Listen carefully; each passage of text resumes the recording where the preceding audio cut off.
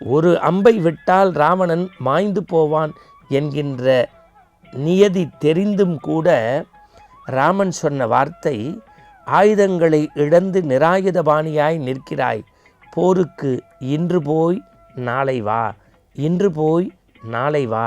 சூரிய குலத்திலே மூத்த மகனுக்குத்தான் பட்டாபிஷேகம், ராமச்சந்திரமூர்த்திக்கு பட்டாபிஷேகம் என்று முடிவான போது சிற்றன்னையின் மனமாற்றத்தால் ராமன் கானகம் செல்வதற்கு சத்தியம் பெறப்படுகிறதே. 10,000 பாட்டை இந்த மண்ணுக்கு சத்தாக தந்த கம்பனினுடைய கவிநயத்தை பார்த்திருக்கின்றோம். கம்பன் காட்டிய ராமன், கம்பன் வர்ணித்த சீதை, கம்பனில் பெருமை பேசப்பட்ட அனுமன், கம்பனினுடைய வீரம், ராவணனுடைய மாட்சி, வீடனனுடைய வீழ்ச்சி, கும்பகர்ணனுடைய எழுச்சி, குகனினுடைய அன்பு என்று பல்வேறு செய்திகளை நாம் இராமாயணத்திலே அங்கொன்றும் இங்கொன்றும் எடுத்து அவ்வப்போது அலசி ஆராய்கிறோம். ஆனால் இன்றைக்கு நாம் சிந்திக்க இருப்பது, ஒவ்வொன்றும் ஒவ்வொரு செய்தியை வலியுறுத்தும் அல்லவா? எனவே அந்த கம்பன் ராமனை மையமாக வைத்து எழுதப்பட்ட கம்பராமாயணம் உங்களுக்கு தெரியும்.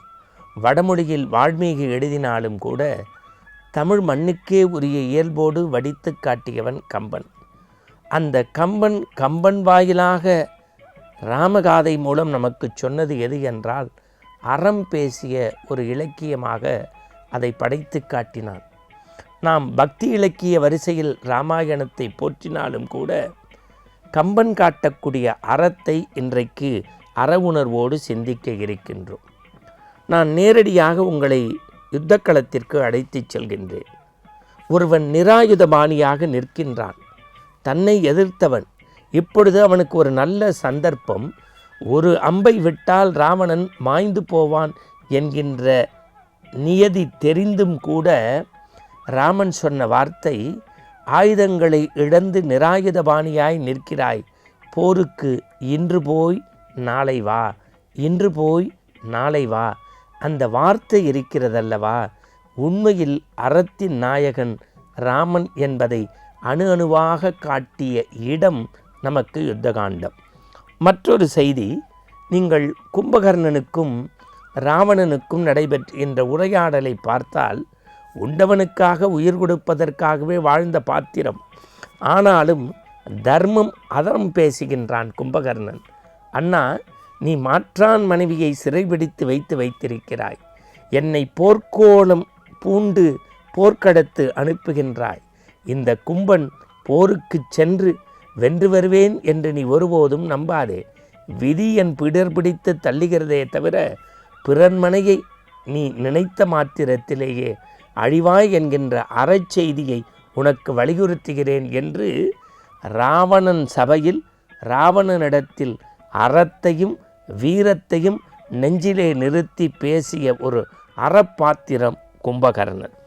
இன்னொன்று, நீங்கள் மென்மையான விஷயங்களை பார்த்தீர்கள் என்று சொன்னால், சூரிய வம்சத்திலே சூரிய குலத்திலே மூத்த மகனுக்குத்தான் பட்டாபிஷேகம், ராமச்சந்திரமூர்த்திக்கு பட்டாபிஷேகம் என்று முடிவான போது சிற்றன்னையின் மனமாற்றத்தால் ராமன் கானகம் செல்வதற்கு சத்தியம் பெறப்படுகிறதே.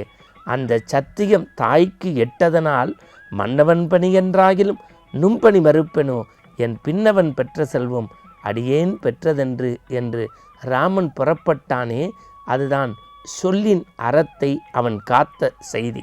இன்னொன்று, இந்த நேரத்திலே நீங்கள் பார்க்க வேண்டும், பரதனுக்கு அரசாட்சி என்று முடிவு செய்யப்பட்டு விட்டது.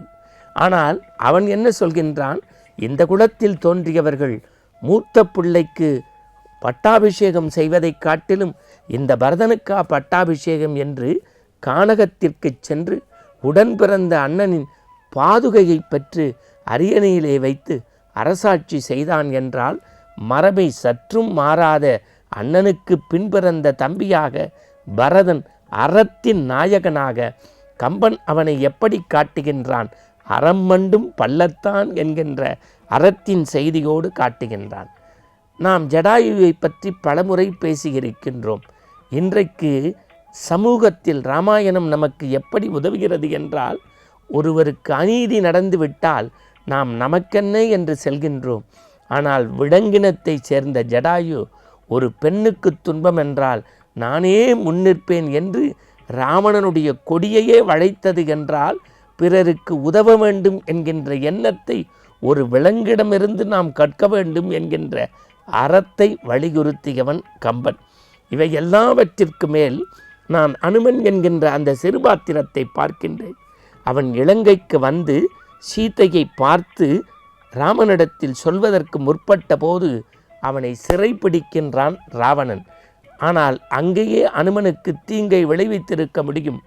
ஆனால் அப்பொழுது வீடணன் உள்ளே புகுந்து, அண்ணா, தூதுவராக வந்து வரை நீ துன்புறுத்துவது தகாது என்று போர்க்களத்திற்குரிய யுத்தத்தின் நியதியை முதலில் ஒரு பக்தி இலக்கியத்தில் அறமாக வைத்ததோடு மட்டுமல்லாமல் நீ அனுமன் வாளுக்கு தீ வைத்ததாக நினைக்கிறாய். இல்லை, சீதையின் கற்புத்தி அது உன்னை அழிக்காமல் விடாது என்று வசனம் பேசியதையெல்லாம் பார்த்தோம். இறுதியாக இப்படி சொல்லி முடிக்கின்றேன். ராமனும் சீத்தையும் வேண்டுமானால் காட்டுக்கு போகட்டும், பரதன் பாதாபிஷேகத்தை வைத்து ஆட்சி செய்யட்டும், லக்ஷ்மணனுக்கு என்ன நியதி? ஆனால் அவனுடைய தாய் சொன்னால், நீ அண்ணன் வந்தால் மீண்டு வா, இல்லை என்றால் முன்னம் முடி என்று அங்கங்கு அறம் பேசிய ஒரு அற்புத இலக்கியம் ராமாயணம்.